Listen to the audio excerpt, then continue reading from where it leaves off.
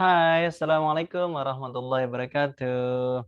Welcome back to my channel, guys, and welcome to TOEFL Mentoring. Yeah, I hope you are not getting bored with me because in this week it will be your final discussions about TOEFL tests. Yeah, so a couple of months ago we already talked about part one, section one, yeah, listening comprehensions, and we did it, and we finally did it, discussing the section two, structures and written expressions, and now this is the last sections of TOEFL ITP test that you're gonna have, and maybe a couple of months later you will engage in the TOEFL tests preparations from the university. Yeah, so this week, maybe about 3 weeks, yeah, 3 weeks, we'll talk about reading comprehensions, the last section. Yeah, I know that it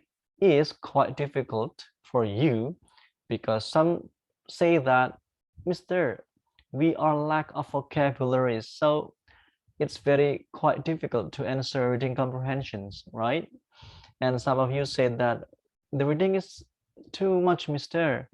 I cannot concentrate answering in a very quick short time. Yeah, that would be normal. Yeah, many students think that English is quite difficult due to some lack of vocabularies, and they do not really concentrate well, and so on. So today I'm gonna give you like tricks and tips how to deal with reading comprehension sections. Okay, so now let's check this one out. Let me share it first as usual. Yeah, so here we are. As you can see, guys, yeah, uh, this is a part of TOEFL ITP tasks in the section 3, reading comprehension.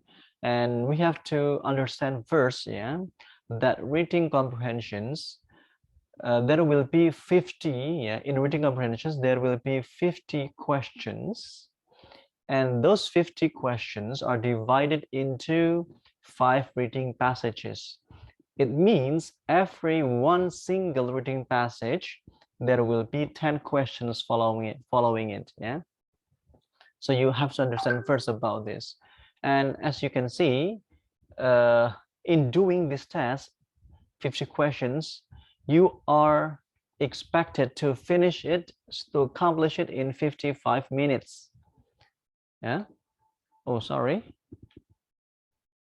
You have to finish it in 55 minutes, this one, right? And each reading comprehensions, yeah, it will be like taken from articles, journals, and the topic is about history, scientific works, arts, politics, economy, and so on. Yeah, so you have to be like familiar with this kind of topics, right? The more you read the English sources, the English text, the better you will get the results in doing the TOEFL ITP test. Trust me, it works. Okay, guys, each reading passage usually consists of 200 until 450 words. Yeah, and as I told you before, one single reading passage consists of 10 questions. Yeah, 10 questions, 5 reading passages. So it means 50 questions, right? And you must try to read one text, one passage, not more than 10 minutes, yeah? Because you will have 55 minutes, remember that. Okay, the tips in reading comprehensions, the very first thing that you have to deal with is knowledge of vocabularies. Of course, you have to increase your vocabularies, as I believe that the more vocabularies you have, the better result it will be, ya. Jika kalian punya penguasaan kosakata yang lebih banyak nih ya, tentu saja ketika mengerjakan soal reading tidak terlalu susah buat kalian ya, karena kalian tahu maknanya. Itu tuh yang terpenting ya. Namun tidak menutup kemungkinan jika kalian susah atau mungkin vocabnya sedikit, nggak usah khawatir ya. Nanti ada beberapa trik yang bisa kita terapkan gitu ya. The second one, the tip is knowledge of the types of the questions and how to answer them. Ya, ini yang akan kita bahas, yang akan kita jadikan fokus pada pertemuan kali ini ya, dan mungkin pertemuan minggu depan ya. Taruhlah kita tidak terlalu banyak nih kosakatanya ya, namun kita bisa mengantisipasinya dengan cara kita harus tahu nih jenis teksnya seperti apa dan jenis pertanyaannya kayak apa gitu ya. Jadi kita punya ancang-ancang. Biasa ini soal TOEFL ini pertanyaan bersama ya. Mungkin kisaran seperti main ideas, detail questions, ya seperti itu ya. Nanti dia pokoknya kita bahas ya, kita bahas sedetail mungkin. Mudah-mudahan apa yang saya sampaikan nanti kalian bisa memahaminya ya. Number 3 that you have to deal with is time management. Ya. Mungkin kalau kita mengerjakannya tes ini ya, lagi tes ngerjainnya lewat komputer atau computer based test gitu ya, masih ada timernya, ada countdown, waktu mundurnya kan gitu ya. Dari ini bisa kita apa ya? Kita jadikan referensi untuk time managementnya. Mungkin kalau yang tidak ada timernya di sana, kita bisa membawa jam sendiri mungkin ya, jam tangan untuk bisa time managementnya. Dan terakhir adalah concentrations. No matter how long the task is, what you need to do is try your best to concentrate on the questions ya. Oke, ini ada beberapa pertanyaan yang sering dipertanyakan ya. Jadi hari ini kita akan bahas untuk pertemuan kali ini kita akan ngebahas 3 jenis tipe pertanyaan yang sering diujikan dalam TOEFL, terutama di section 3 reading gitu ya. Yang pertama adalah main ideas, ya, main ideas. Ini pertanyaan wajib sebenarnya ya, dalam teks itu mesti ada pertanyaan ini ya, mesti saya berani jamin ini ya. Jenis-jenisnya ya, pertanyaan yang menanyakan tentang ide utama, topik pokok bahasannya gitu ya. Seperti misalnya, what is the topic of the passage? What is the subject of the passage? What is the main idea of the passage? What is the author? What is the author's main point in the passage? With what is the author primarily concerned? Ya. Nanti kalau ketemu soal seperti ini ya, with what is the author primarily concerned? Itu sama dengan kira-kira topik bahasannya tentang apa sih? Nah, sama ya. Ini semuanya sama, rujukannya sama maknanya. Intinya adalah apa sih yang dibahas? Itulah intinya. Termasuk juga which of the following would be the best title? Nah, gitu juga ya. Menanyakan judul, mesti ranahnya konteksnya sama, muaranya sama tentang pokok bahasannya apa. Kemudian yang kedua adalah where to find the answer. Di mana sih kita bisa menemukan jawaban jika ada pertanyaan main ideas? Yang pertama adalah the answer to this type of question can generally be determined by looking at the first sentence of each paragraph.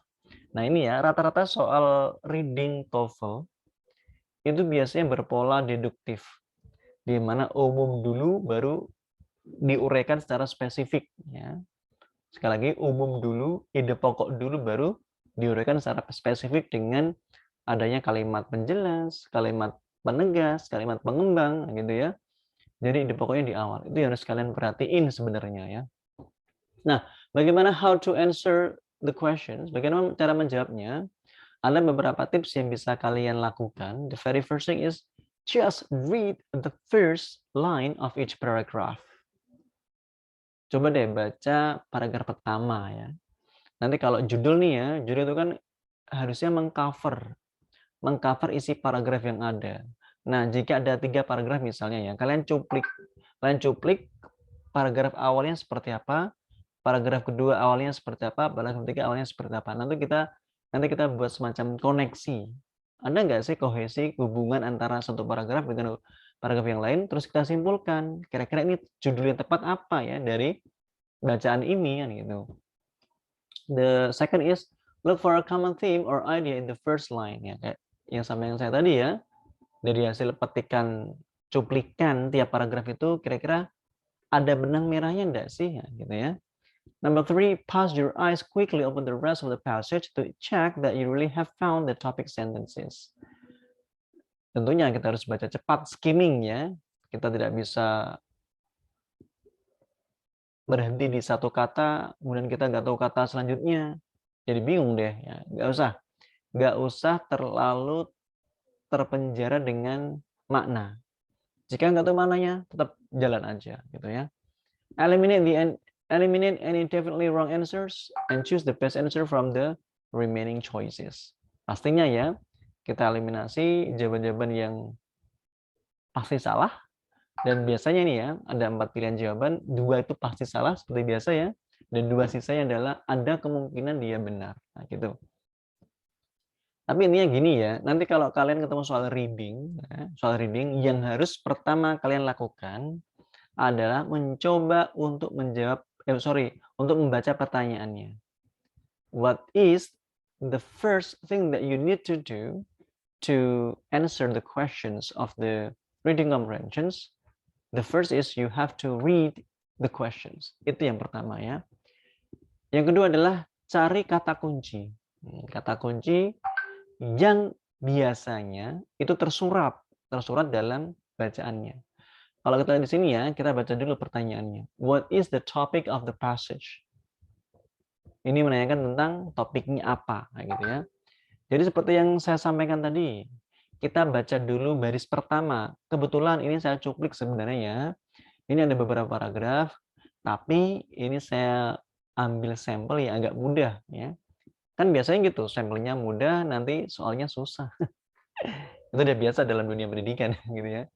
Kita di sini ya, in the philosophy of John Dewey, a sharp distinction ya. A sharp distinction is made intelligence and reasoning. Dah titik.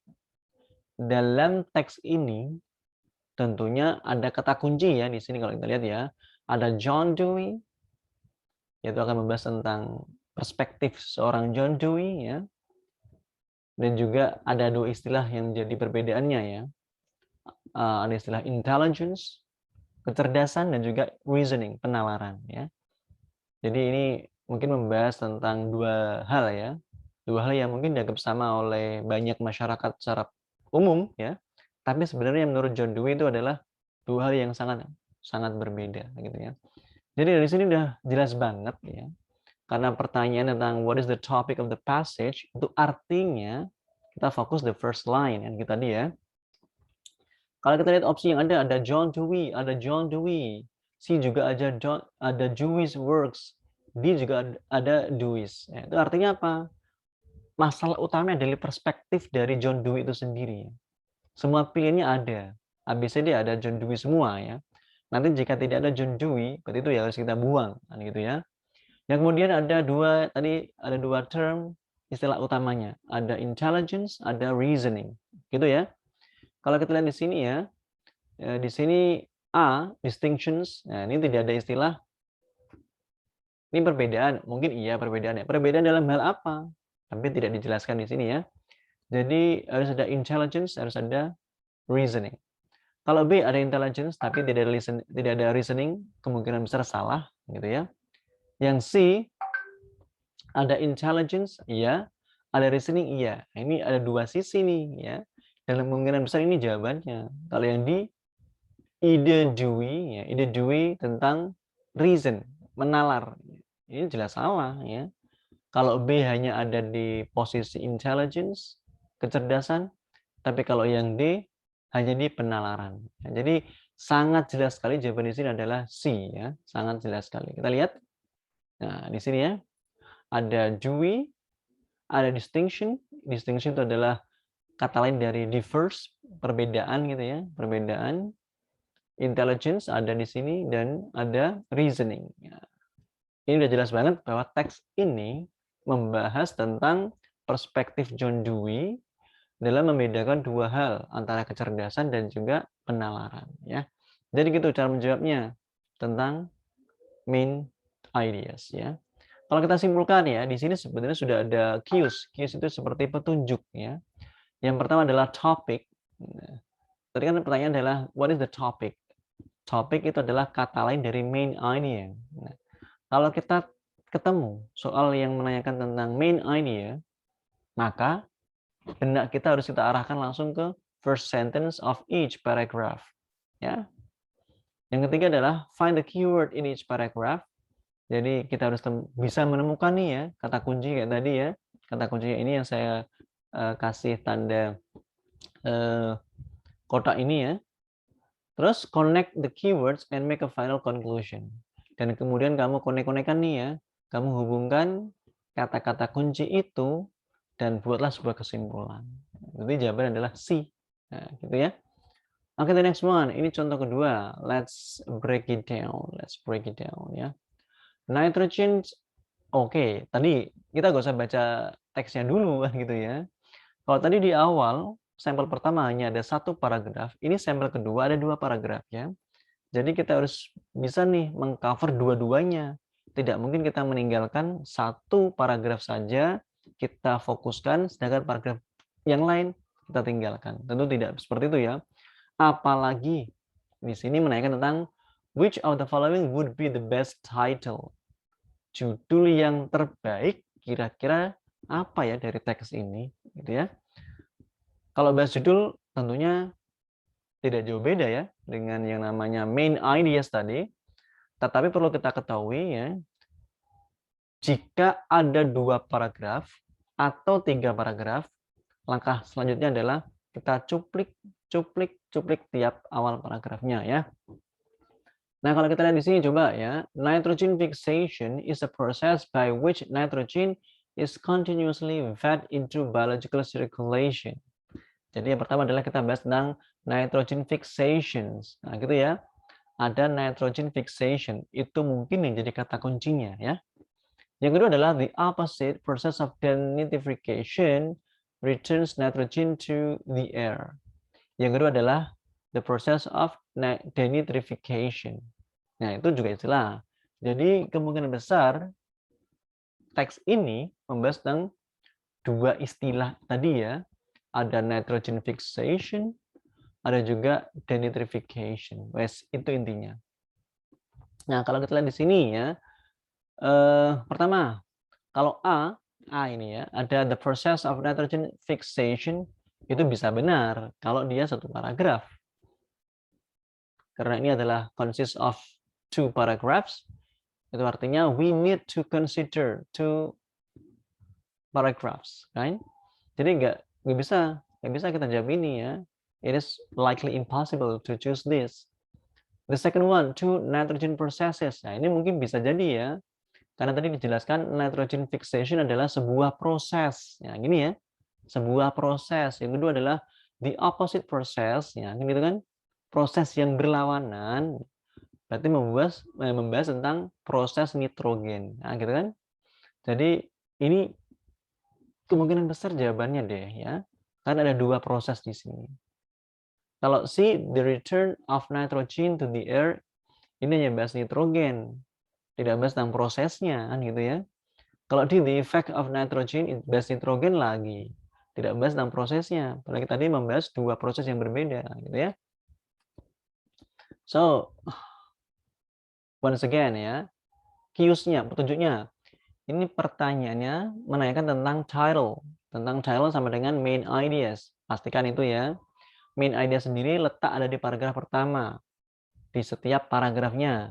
Karena ada 2 paragraf ya, kita harus fokus ke 2 paragraf itu sendiri ya. Kemudian temukan kata kuncinya. Ada nitrogen fixation, ada proses. Ini ada opposite process juga ya. Prosesnya ada 2 kan, nitrogen fixation dan denitrification. Seperti itu. Oke, ini practice 1. Ada 2 soal yang harus kalian kerjakan ya. Sebenarnya ini pertanyaannya sama ya. Menanyakan tentang 2 hal yang sama, mirip tentang ide pokok. Yang pertama adalah which of the following passage describes the topic of the passage? Menanyakan tentang topiknya apa. Yang kedua, diminta untuk memberi judul. Which of the following would be the best title for this passage? So this is gonna be your task after this video finish, after I finish my explanation, and you have to work on this project, ya, this task gitu. Number 3 and 4 masuk sama ya, tapi ini teksnya berbeda loh. This is a different text, and you have to work on this question number 3 and number 4 ya. 1, 2, 3, 4, okay. Sekarang kita masuk ke section 2 ya, type of questions number 2 that is always found to be questioned about. Yang sering ditanyakan ya, itu adalah detailed questions. Detailed question sendiri itu ada dua ya, detailed question. Yang pertama adalah explicit answers, ada juga implicit answers.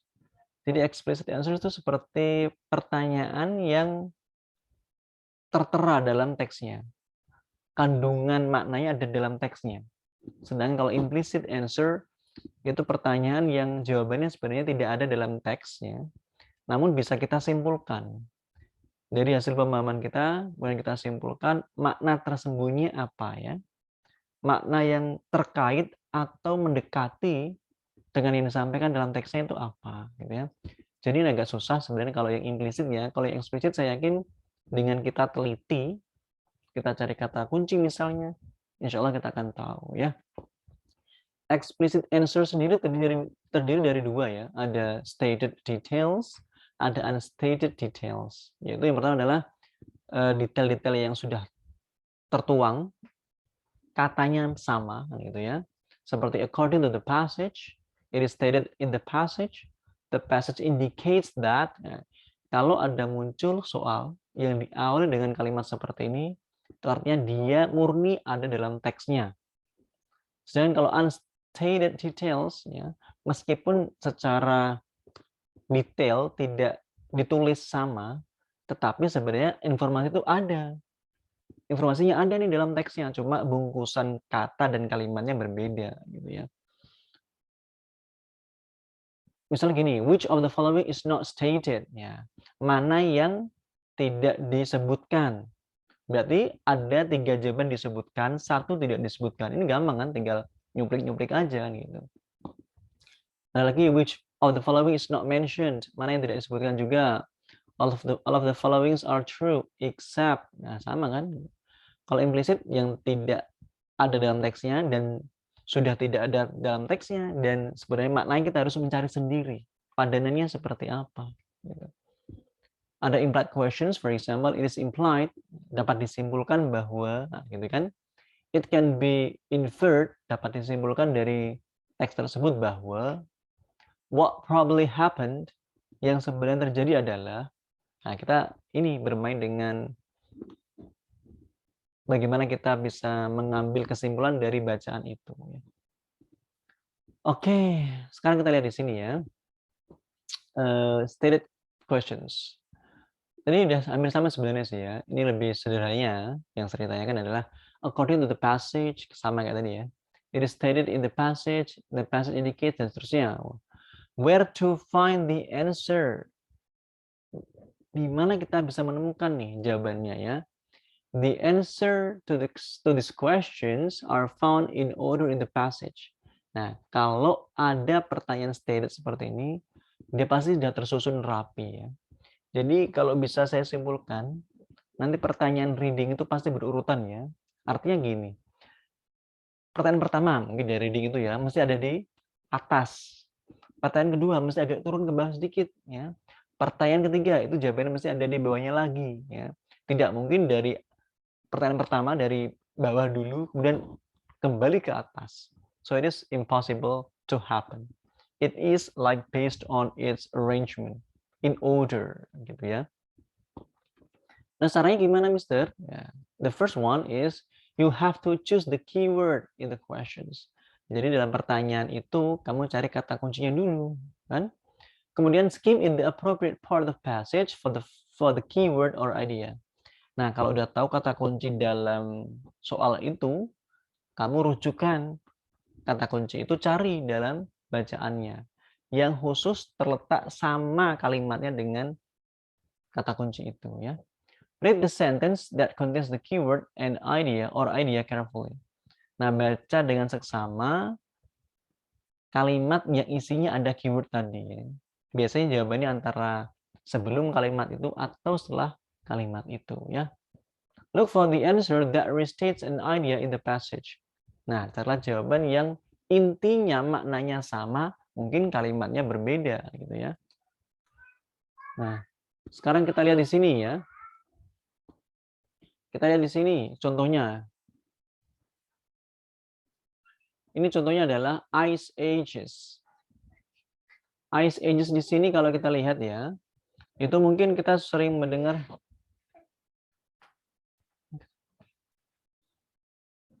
Maaf ya guys, ini lagi ada anak rewel ya sebenarnya.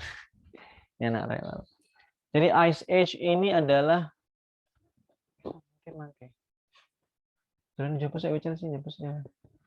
Ice Age ini adalah film ya, film kartun sebenarnya ya.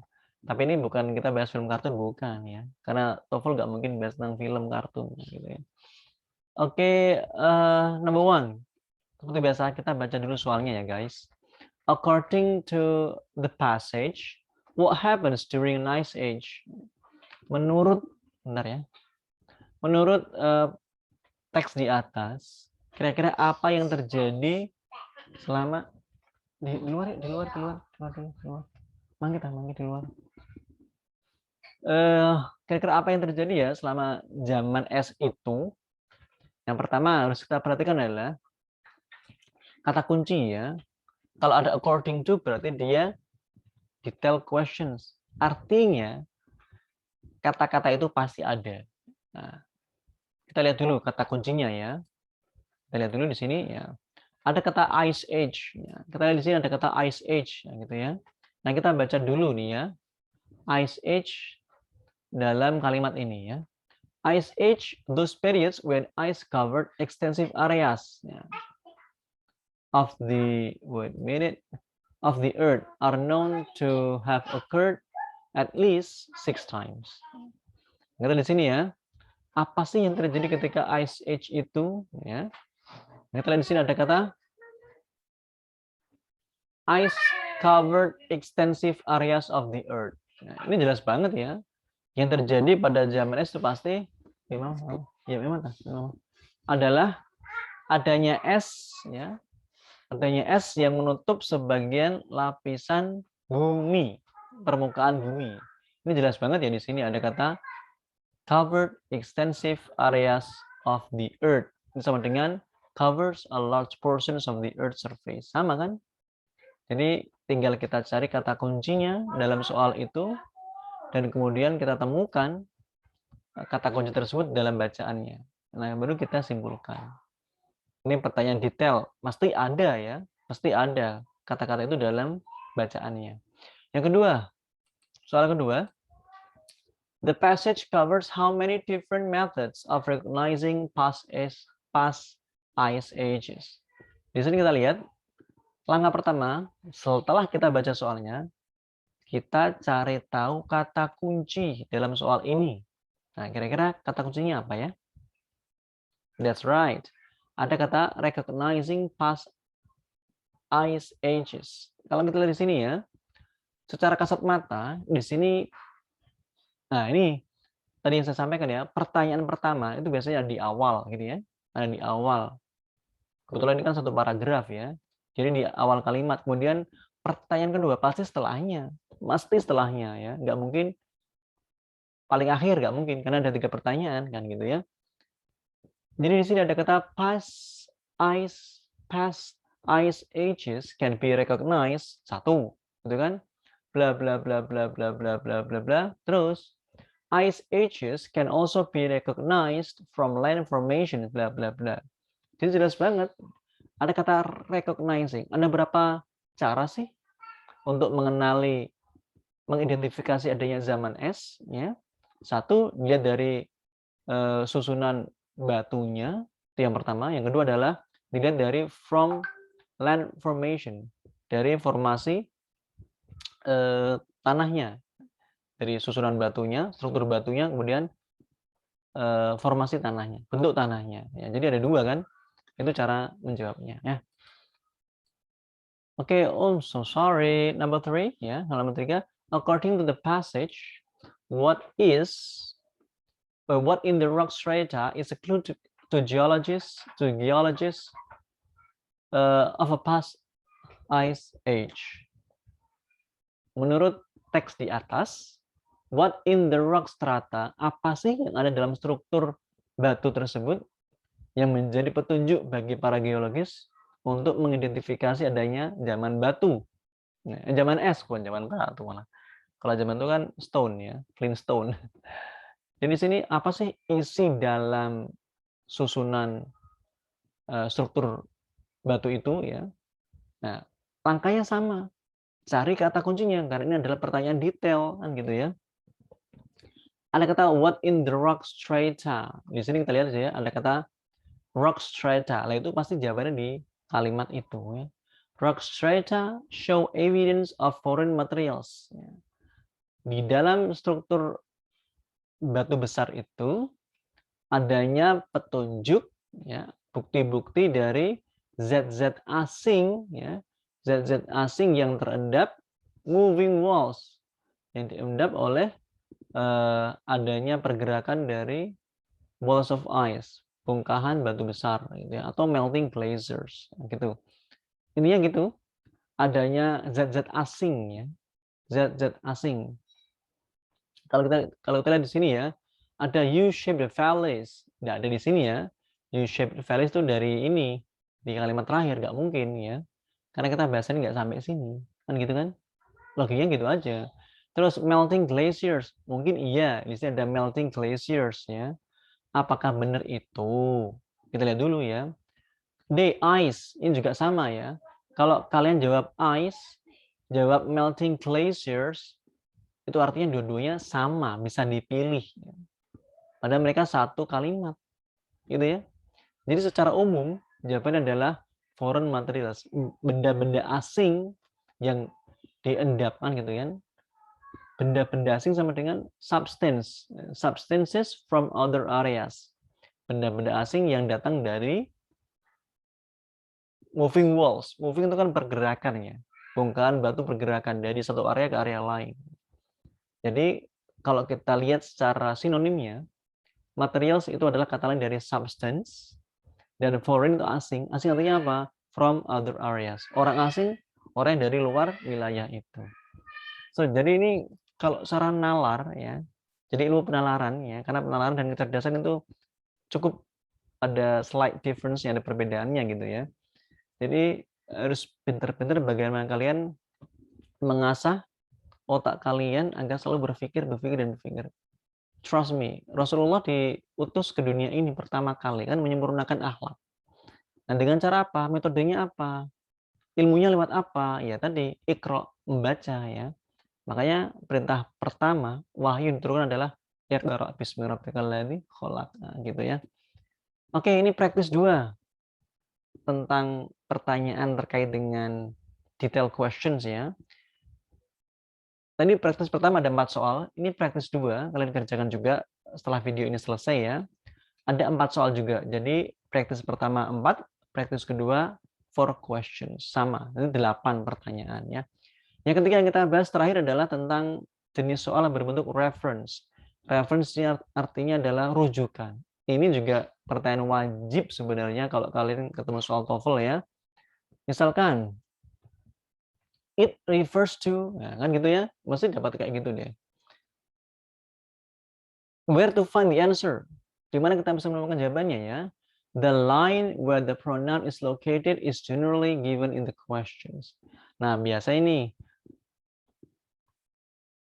pronoun yang ada dalam satu kalimat ya, yang ada dalam satu kalimat itu biasanya jawabannya sebelumnya ya.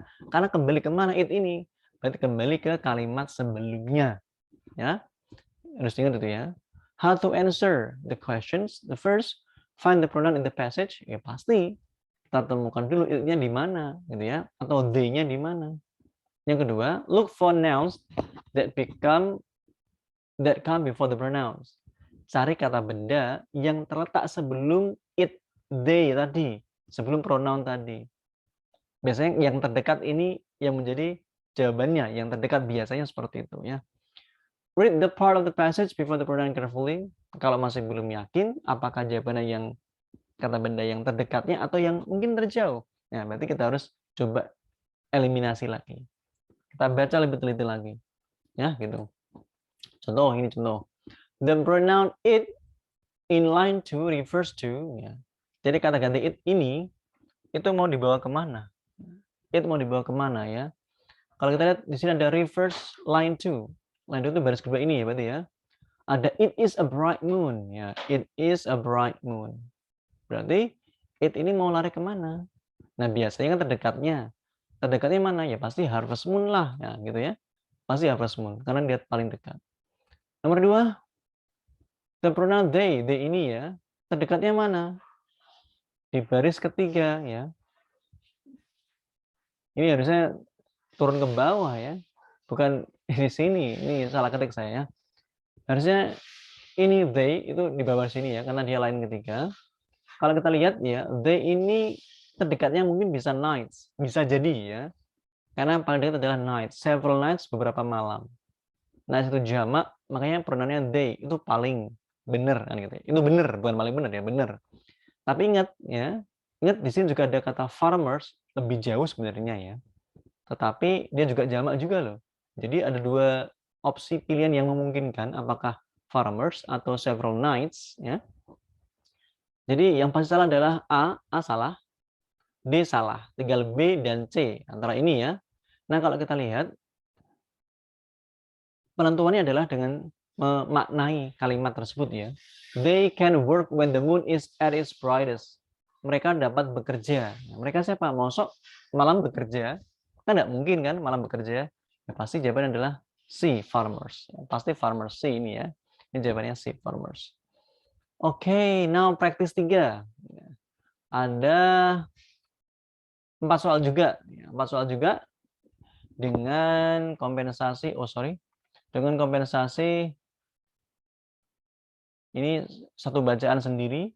Kamu disuruh mencari it di baris pertama ini ya, it ini. Soal kedua itu kata float. Ini seharusnya masuk ke pembahasan besok tentang sinonim ya. Ini di skip aja gak apa-apa ini ya. Yang ini di skip. Nomor 2. Ini they. Baris kedua ini ya, they kembali kemana ini. Dan yang soal keempat, it ini kembali kemana. Jadi ada 3 soal. Karena yang tadi yang nomor 2 bonus. Tapi kalau kamu ngerjain ya monggo. If you wanna do the question number 2 about the reference, it's okay ya. Jadi hari ini kita bahas ada 3 tipe pertanyaan. Yang pertama adalah main ideas. Yang kedua adalah detailed questions. Detailed question itu ada yang stated questions, ada implied questions gitu ya. Dan yang terakhir kita bahas reference atau rujukan, kembali kemana gitu ya. Dan setiap bahasan tadi kita punya 4 soal ya. Praktis pertama 4 soal, praktis kedua 4 soal, praktis ketiga itu 4 soal. Tapi kalau kamu mengerjakan 3 nggak apa-apa ya. Jadi total ada 12 soal yang harus kamu kerjakan atau 11 yang bisa kamu kerjakan. So I think that's all for today. And after I finish explaining the materials today, you have to work on the projects, the practices, and you have to submit it in Google Form that I will prepare it for you. Yeah. So thank you very much for joining me. See you next time. Assalamualaikum warahmatullahi wabarakatuh.